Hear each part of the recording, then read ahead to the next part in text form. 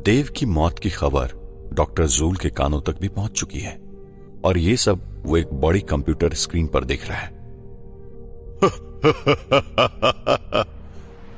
आज तुमने वो किया बुगाडो जिसका इंतजार मैं न जाने कितने सालों से कर रहा था। इस देव ने पास्ट में मुझे कई सारे जख्मों को दिया हुआ था, इसीलिए आज इसे खत्म करके तुमने मेरे दिल को तसल्ली दी है।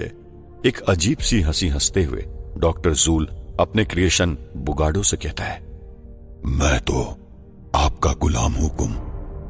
जो आप मुझसे करने को कहेंगे वो मैं करूंगा। फिर सवाल आपके लिए मेरी जान देने का हो या किसी की जान लेने का, मैं पीछे नहीं हटूंगा।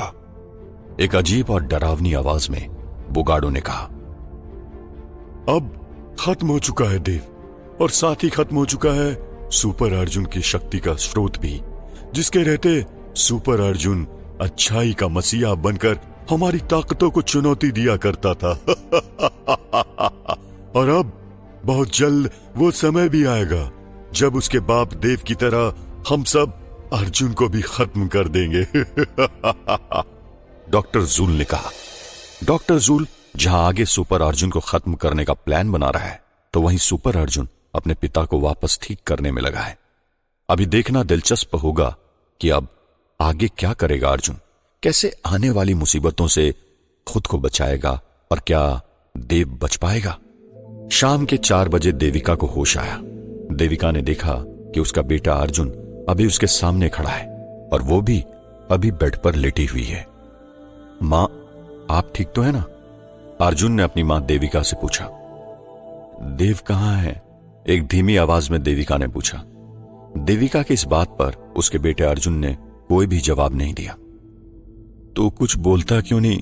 बताना कहां है तेरे पिता? देविका ने फिर एक बार पूछा। मां, पापा अब इस दुनिया में नहीं है, वो हमसे बहुत दूर जा चुके हैं, रोते हुए अर्जुन ने जवाब दिया। ये कहते ही अर्जुन ने मन में कहा, सॉरी मां, मैं नहीं चाहता कि किसी को कुछ पता चले, क्योंकि हो सकता है पापा को फिर से कोई नुकसान पहुंचा दे। तभी इतने में देविका ने कहा, ठीक बेटा, ऐसा मजाक नहीं करते, सच सच बता, कहां है तेरे पिता? देविका ने फिर एक बार सवाल किया। मैं सच कह रहा हूं मां, और अब आप भी इस सच्चाई को एक्सेप्ट कर लीजिए कि पापा हम दोनों को छोड़कर हमेशा हमेशा के लिए जा चुके हैं। अब वो दोबारा कभी भी नहीं आएंगे हमारे पास, अर्जुन ने जवाब दिया। अर्जुन के इतना कहने पर देविका गुस्से से आग बबूला हो गई और उसने अर्जुन को एक जोरदार चांटा जड़ दिया और अगले ही पल अपने बेटे अर्जुन को गले लगाकर देविका जोर जोर से रोने लगी। ऐसा कैसे हुआ बेटा? तेरे पिता ने किसका क्या बिगाड़ा था? अरे वो तो हमेशा ही लोगों की हेल्प करते थे। इन सब के बावजूद आज मौत ने उन्हें गले लगा लिया, देविका ने रोते हुए कहा।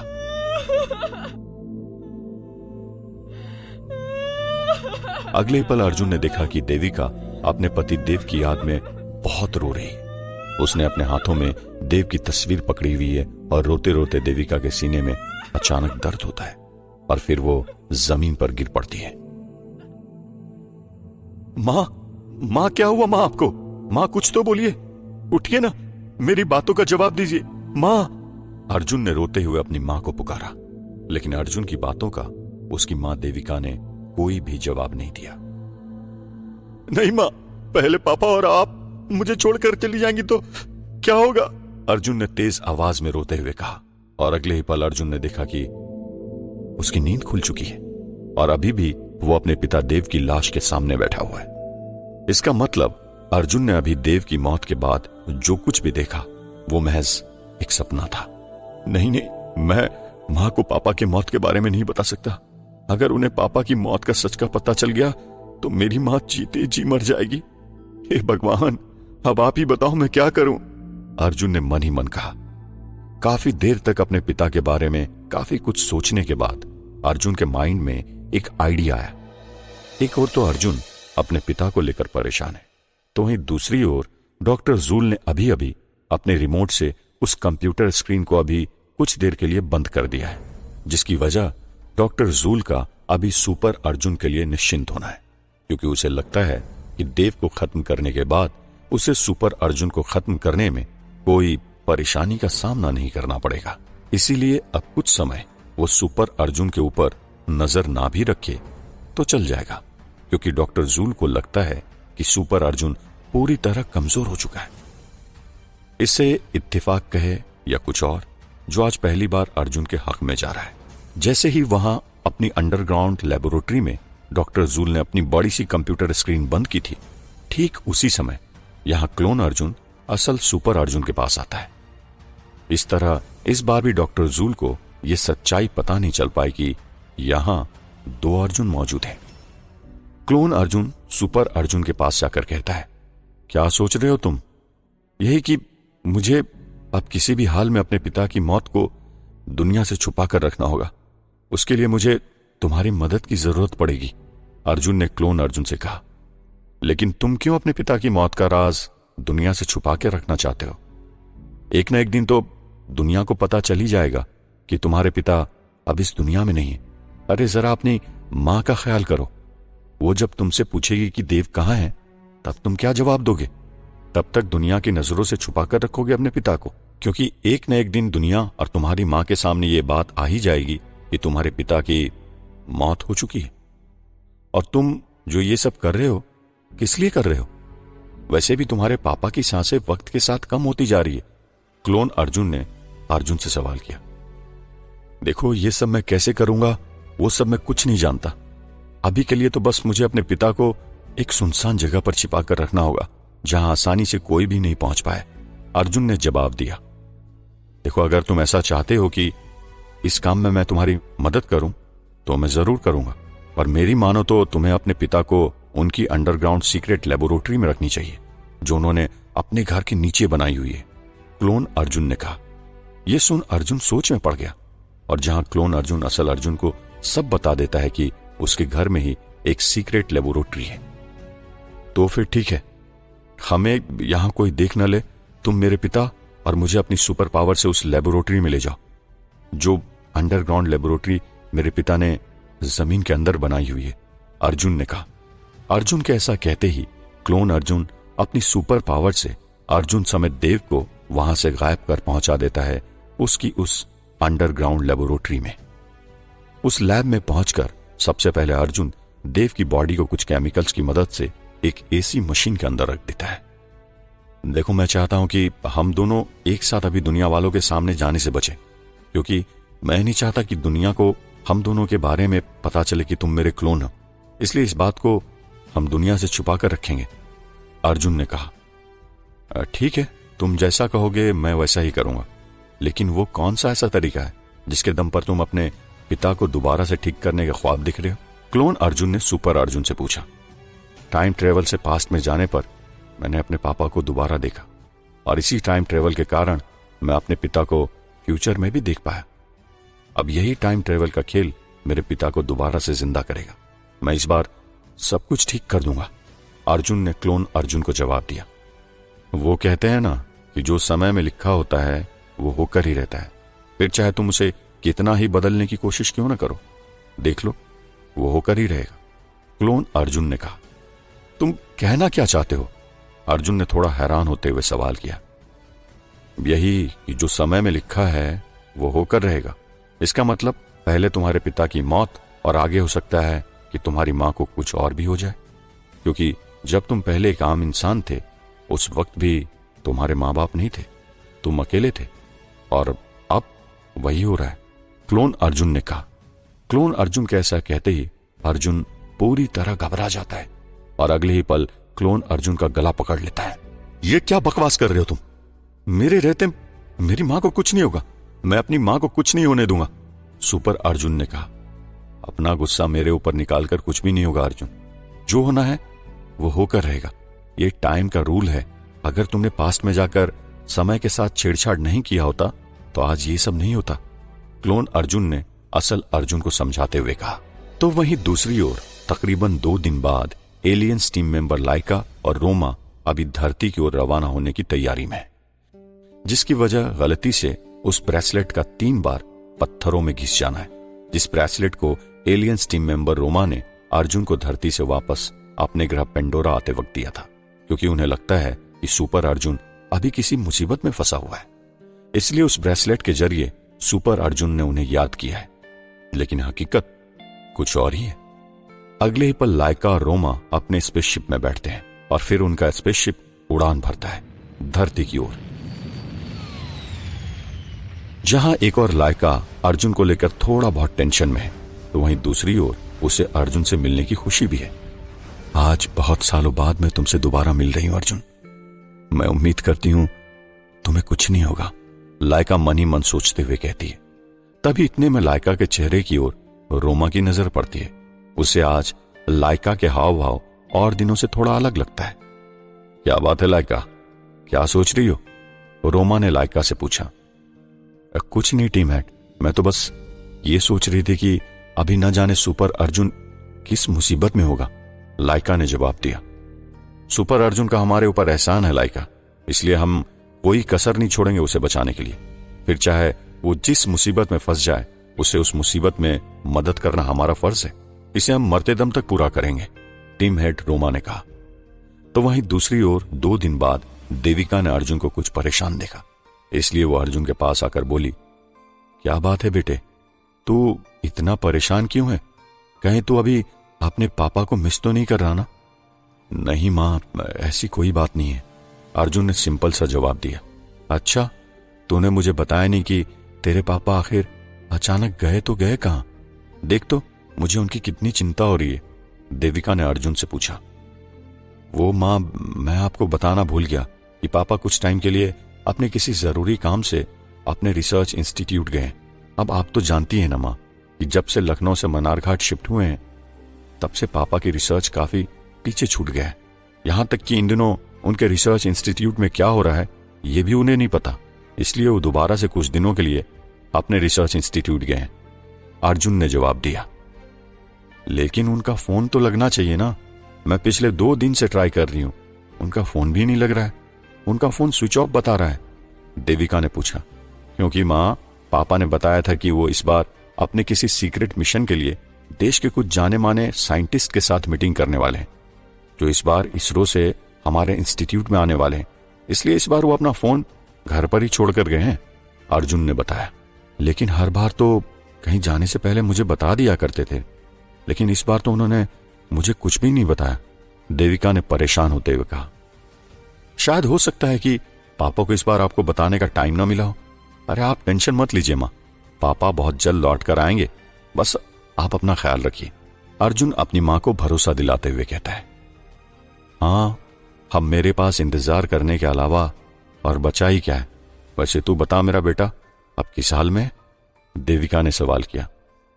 देविका के मुंह से अचानक इस सवाल को सुनकर सुपर अर्जुन के होश उड़ गए, क्योंकि अर्जुन ही तो उसका अपना बेटा है, लेकिन बावजूद इसके देविका ने उससे ये अजीबोगरीब सवाल क्यों किया? ये मां ने मुझसे ये अजीब सा सवाल क्यों किया? अर्जुन मन ही मन सोचने लगा। तो यही सोच रहा है ना कि मैंने तुझसे ये सवाल क्यों किया? मुझे देव ने सब कुछ पहले ही बता दिया है कि तू मेरे बेटे अर्जुन का क्लोन है, इसलिए अब मुझसे कुछ भी छुपाने की जरूरत नहीं है, अपने चेहरे पर एक हल्की स्माइल लिए मजाकिया अंदाज में देविका ने बोला। मां, मैं आपका बेटा अर्जुन हूं, कोई क्लोन नहीं, अर्जुन ने मुस्कुराते हुए जवाब दिया। अर्जुन की यह बात सुनकर देविका की आंखों से आंसू बह निकले और अगले ही पल वो अपने बेटे के गले लग गई। तू ठीक होकर वापस घर भी आ गया और तूने अपने बारे में बताना भी जरूरी नहीं समझा। बेटा, अब तो तू ठीक है ना? देविका रोते हुए बोली। हाँ मां, अब मैं पूरी तरह ठीक हूं, इसलिए तो ठीक होकर सीधा आपके पास आ गया हूं, अर्जुन ने जवाब दिया। इतना कहते ही अर्जुन ने मन ही मन कहा, मां को तो पापा के बारे में कुछ नहीं पता चला, अब बस वो केमिकल क्लोन अर्जुन उन लोगों को पिला दे जिन्होंने पापा को घायल देखा था। एक और देविका को पता चल चुका है कि उसके सामने खड़ा अर्जुन उसका असल बेटा अर्जुन है, तो वहीं दूसरी ओर एलियंस का स्पेसशिप धुएं के गुब्बार के साथ धरती पर लैंड करता है और इस तरह फिर एक बार एलियंस अर्जुन की मदद के लिए धरती पर वापस आ जाते हैं। अगले ही पल डिप डिप की एक आवाज आती है, स्पेसशिप का डोर ओपन होता है और उसमें से रोमा और लाइका बाहर आ जाते हैं। धरती पर आकर एलियंस उसी पुरानी जंगल में आ गए और यही वो जगह है जहां पिछली बार एलियन धरती पर इसी जगह पर आए थे। तो वहीं दूसरी ओर डॉक्टर जूल की कंप्यूटर स्क्रीन फिर एक बार ऑन होती है। अचानक से उसे अपनी स्क्रीन में कुछ हलचल नजर आती है। अगले ही पल डॉक्टर जूल और आरव देखता है कि एलियन धरती पर आ चुके हैं, जिनका स्पेसशिप जंगल में एक सुनसान जगह पर रुका हुआ है, उसी जगह जहां पिछली बार ये सभी एलियंस आए थे। एलियंस का फिर एक बार धरती पर आना, इसका मतलब इन्हें सुपर अर्जुन ने यहां बुलाया है। अब बहुत जल्द सुपर अर्जुन इन एलियंस के साथ मिलकर बुराई की ताकतों के खिलाफ युद्ध लड़ने जा रहा है। डॉक्टर जूल ने थोड़ी देर सोचते हुए कहा, कैसा युद्ध और कैसी लड़ाई? क्या ये सभी एलियंस आपके दुश्मन हैं? आरव ने थोड़ा चौंकते हुए डॉक्टर जूल से सवाल किया। इन एलियंस से मेरी दुश्मनी कई सालों पहले की है, जब सुपर अर्जुन ने इन एलियंस के साथ मिलकर मुझे खत्म कर दिया था। तब से ये एलियंस मेरे सबसे बड़े दुश्मन हैं। लेकिन कई साल पहले जो गलती मैंने की थी उसे मैं दोबारा से दोहराने वाला नहीं। इस बार इन एलियंस से मैं अपनी उस हार का बदला लूंगा और बदला लूंगा सुपर अर्जुन से अपनी मौत का। गुस्से में आग बबूला होते हुए डॉक्टर जूल ने कहा, देखिए, मुझे लगता है सुपर अर्जुन पहले से ज्यादा शक्तिशाली होकर इस बार आपके खिलाफ युद्ध लड़ेगा। इसलिए डॉक्टर, इस बार आपको बेहद ही होशियारी के साथ और पहले से भी ज्यादा ताकत से सुपर अर्जुन का सामना करना होगा, क्योंकि हो सकता है कि सुपर अर्जुन इन बीते सालों में पहले से भी ज्यादा ताकतवर हो गया हो। आरव ने कहा, अब सुपर अर्जुन चाहे पहले से कितना ही ताकतवर क्यों ना हो जाए, इस बार वो मेरी शैतानी शक्तियों का मुकाबला नहीं कर सकता, क्योंकि इन बीते वर्षों में मैंने अपनी शक्तियों में कई गुना बढ़ोतरी कर ली है। और वैसे भी पहले मैं सिर्फ एक आम इंसान था, लेकिन अब मैं कई शैतानी शक्तियों का मालिक बन गया हूँ, क्योंकि मैं तो मर चुका हूँ। फिर ऐसे में सुपर अर्जुन मुझे कोई भी नुकसान नहीं पहुंचा सकता। फिर एक बार एक अजीब सी हंसी हंसते हुए डॉक्टर जूल ने कहा। एक और डॉक्टर जूल का प्लान अर्जुन और एलियन से बदला लेने का है, तो वहीं दूसरी ओर डॉक्टर जूल के माइंड में कुछ और भी चल रहा है। शायद अब इस बार डॉक्टर जूल पूरी दुनिया में एक ऐसी तबाही लाना चाहता है जिससे कि पूरी दुनिया कांप उठेगी। क्या सोच रहे हैं आप डॉक्टर? आपका चेहरा बता रहा है कि अब आपके दिमाग में कुछ ऐसा चल रहा है जिससे पूरी दुनिया बर्बाद होने वाली है।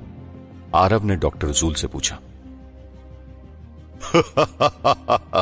आज पहली बार तुमने मेरे अंदर के जज्बातों को पहले ही भांप लिया है आरव, लेकिन इस बार तबाही का मंजर पहले से भी ज्यादा खतरनाक होगा, क्योंकि इस बार कई लोगों को अपनी जान गंवानी होगी, जिन्हें चाहते हुए भी अच्छाई का मसीहा सुपर अर्जुन नहीं बचा पाएगा। डॉक्टर जूल फिर एक बार एक अजीब और डरावनी हंसी हंसते हुए कहता है, लेकिन आप खुद इतने सक्षम हैं कि आप एक ही झटके में उस सुपर अर्जुन को खत्म कर सकते हैं, लेकिन बावजूद इसके आपने इतने सारे लोगों को मारने का रास्ता क्यों चुना? आरव ने डॉक्टर जूल से सवाल किया। आरव की बात पर डॉक्टर जूल मुस्कुराने लगा। क्योंकि मैं पूरी दुनिया वालों की आंखों में शैतानी ताकतों के लिए खौफ देखना चाहता हूँ। मैं अच्छाई को बुराई की ताकतों के आगे झुकता हुआ देखना चाहता हूँ। मैं जब लोगों के दिलों में अपने लिए खौफ देखता हूँ तो मेरे दिल को बेहद तसल्ली महसूस होती है। मुझे बहुत सुकून मिलता है। मैं जानता हूँ कि सुपर अर्जुन को मारना मेरे लिए कोई बड़ी बात नहीं, लेकिन अर्जुन को खत्म करने से पहले मैं उसे पूरी तरह तड़पता हुआ देखना चाहता हूँ, क्योंकि आज तक लोगों की रक्षा सुपर अर्जुन करता आया है। डॉक्टर जूल ने पूरी बात बताई। उसकी बात सुनकर आरव ने भी कहा, हाँ, आपका ये प्लान इस बार बहुत सही है। मुझे उम्मीद है कि ऐसा ही होगा। हाँ, बिल्कुल। और अगर उन लोगों को बचाने में वो अर्जुन इस बार खुद कामयाब न रहा तो वो अंदर ही अंदर से तड़प कर मर जाएगा। एक तो अब अर्जुन के पिता देव इस दुनिया में नहीं, तो वहीं दूसरी ओर लाखों लोगों की जान जाते देख अर्जुन पूरी तरह कमजोर पड़ जाएगा। और तब तुम देखना कि सुपर अर्जुन को मेरा गुलाम बनाने से कोई नहीं रोक सकता, कोई भी नहीं।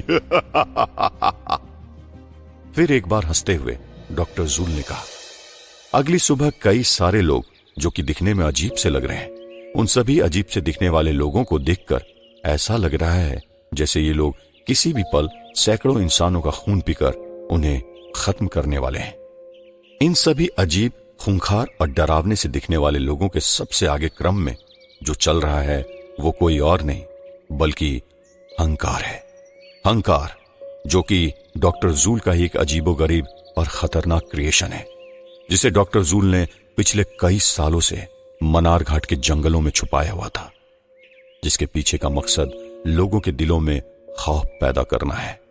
लगभग हर बार यूं तो हंकार सीधे तौर पर लोगों के सामने नहीं आता, लेकिन इस बार हंकार ने अपनी पूरी फौज तैयार कर ली है, जिसमें सैकड़ों वे इंसान हैं जिन्हें पहले कभी हंकार ने अपना शिकार बनाया हुआ था। लेकिन आज सैकड़ों की संख्या में इस आदमखोर शैतान की फौज ने मनार घाट को अपना टारगेट न बनाकर एक बड़े शहर देहरादून को अपना टारगेट बनाया है, और साथ ही टारगेट बनाया है भारत के कुछ छोटे शहरों को भी, जिसकी अहम वजह मनार घाट गांव की अपेक्षा देहरादून में ज्यादा पॉपुलेशन का होना है। सुबह के तकरीबन 8 बजे हैं, जहां सभी लोग अपने अपने काम के लिए घर से निकल रहे हैं। कोई बच्चा अपने स्कूल के लिए तो कोई एम्प्लॉय अपने ऑफिस के लिए खुशी खुशी तैयार हो रहा है, और ये सभी लोग रोज की तरह अपनी दिनचर्या फॉलो कर रहे हैं। तभी अचानक नीचे सड़क पर चलते लोगों की नजर ऊपर बिल्डिंग की छत पर पड़ी। लोगों ने देखा कि बिल्डिंगों की छत से दीवार के रास्ते नीचे कई अजीबोगरीब लोग उतर रहे हैं, जो कि दिखने में किसी हैवान की तरह है। इन सभी लोगों की आंखें लाल और पंजों में तेज पैने नाखून हैं, और यही नहीं, इनमें से ज्यादातर लोग इतने शक्तिशाली हैं कि ये कई मीटर दूरी पर से भी इंसानों को आराम से मार सकते हैं। अरे ये क्या भला है? ऐसे अजीबोगरीब लोग हमने आज से पहले कभी नहीं देखे। अरे ये लोग नहीं, ये तो साक्षात हैवान हैं। हाँ भाई, मुझे तो लगता है ये सभी अब हमें जान से मार डालेंगे। भाई भागो यहां से, भागो।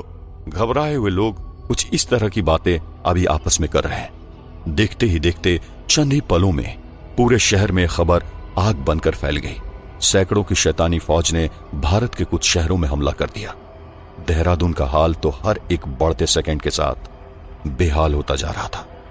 लोग अपनी जान बचाने के लिए इधर से उधर भाग तो रहे हैं, लेकिन हंकार की खूंखार फौज के आगे इन लोगों के कदमों की रफ्तार भी धीमी होती दिखाई दे रही है। आज साक्षात काल लोगों के सिर के ऊपर बैठकर तांडव कर रहा है, और एक के बाद एक कई सारे लोग इन शैतानों के हाथों मारे जा रहे हैं। तकरीबन आधे घंटे बाद यह खबर पुलिस तक पहुंचती है, जिसे सुनकर पुलिस भी जल्दी से हरकत में आ जाती है। कम से कम दर्जनों पुलिस की गाड़ियां हंकार के इन शैतानों को खत्म करने के लिए आगे बढ़ रही है। हजारों पुलिस और आर्मी के जवान मौकाए वारदात पर तैनात हैं।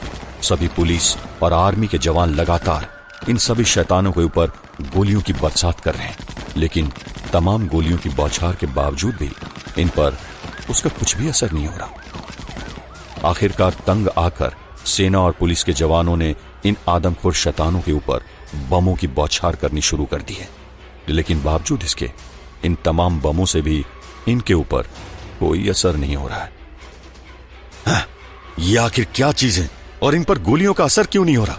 इंस्पेक्टर ने चिल्लाते हुए कहा।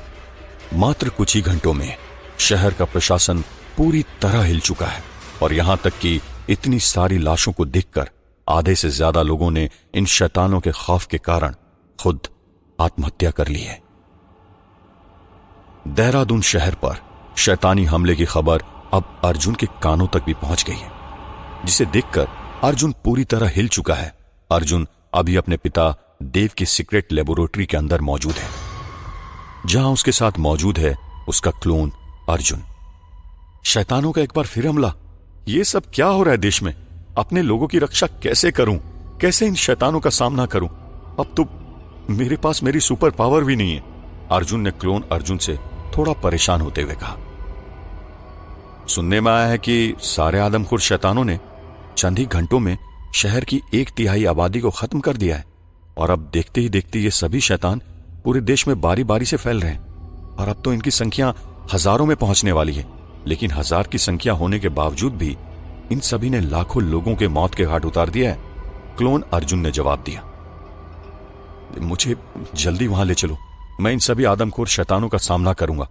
अर्जुन ने कॉन्फिडेंस के साथ कहा, तुम ये मत भूलो कि तुम अभी एक नॉर्मल इंसान हो, इसलिए चाहकर भी तुम इनका मुकाबला नहीं कर सकते, क्योंकि वो सब अभी हजारों की संख्या में मौजूद है। क्लोन अर्जुन कहता है। उसकी इस बात पर असल अर्जुन सोच में पड़ गया। तो तुम ही बताओ मैं क्या करूं? क्या मैं ऐसे ही हाथ पर हाथ रखकर बैठे रहूं और इंतजार करूं अपनी आंखों के सामने लोगों के मरने का? अर्जुन ने एक तेज आवाज में पूछा। नहीं, तुम्हें कुछ करने की जरूरत नहीं है। बेशक तुम एक नॉर्मल इंसान हो सकते हो, लेकिन मैं तो नॉर्मल नहीं हूं ना। मैं जाऊंगा उन सभी आदमखोर शैतानों से लड़ने, फिर चाहे आज मेरी जान ही क्यों न चली जाए। मैं अपना फर्ज किसी भी हाल में पूरा करूंगा। क्लोन अर्जुन ने अर्जुन से कहा। नहीं नहीं, मैं तुम्हें अकेला कहीं भी नहीं जाने दूंगा, आज मैं भी तुम्हारे साथ चलूंगा। असल अर्जुन ने कहा, देखो तुम मेरे साथ चले गए तो खूंखार लोग तुम्हें भी मार डालेंगे, इसलिए मेरी मानो तो तुम यहीं रहो। ऐसा करने से तुम्हारी जान बच जाएगी। तुम बात क्यों नहीं समझ रहे हो? क्लोन अर्जुन असल अर्जुन को समझाते हुए कहता है, अरे अब क्या फायदा ऐसी जान का जो किसी और की जान न बचा पाए, इसलिए मेरी जान की फिक्र मत करो, मैं तुम्हारे साथ चलूंगा और ये मेरा तुम्हें ऑर्डर है। अर्जुन ने एक तेज आवाज में कहा, अगर तुम कहोगे तो मैं तुम्हें अपने साथ ले जाऊंगा, लेकिन उससे पहले मेरी एक शर्त है। क्लोन अर्जुन कहता है। शर्त? कैसी शर्त? अर्जुन ने पूछा। यही कि मैं तुम्हें अपने साथ लेकर जाऊंगा, लेकिन तुम्हें वहां जाकर वो सब करना होगा जो मैं तुमसे करने को कहूंगा। बोलो मंजूर है? क्लोन अर्जुन ने पूछा। हाँ हाँ मंजूर है, अर्जुन ने कुछ सोचकर जवाब दिया। अर्जुन की इस बात पर क्लोन अर्जुन हल्का सा मुस्कुराया। उसने अर्जुन का हाथ पकड़ा और अगले ही पल वो अर्जुन को लेकर गायब हो गया। तकरीबन 5 मिनट बाद असल अर्जुन क्लोन अर्जुन के साथ शहर में पहुंचा, जहां चारों तरफ लाखों लाशों का ढेर लगा हुआ है। शहर की ऐसी हालत देखकर अर्जुन की आंखों से आंसू बह रहे हैं। ये सब मेरे कारण हुआ।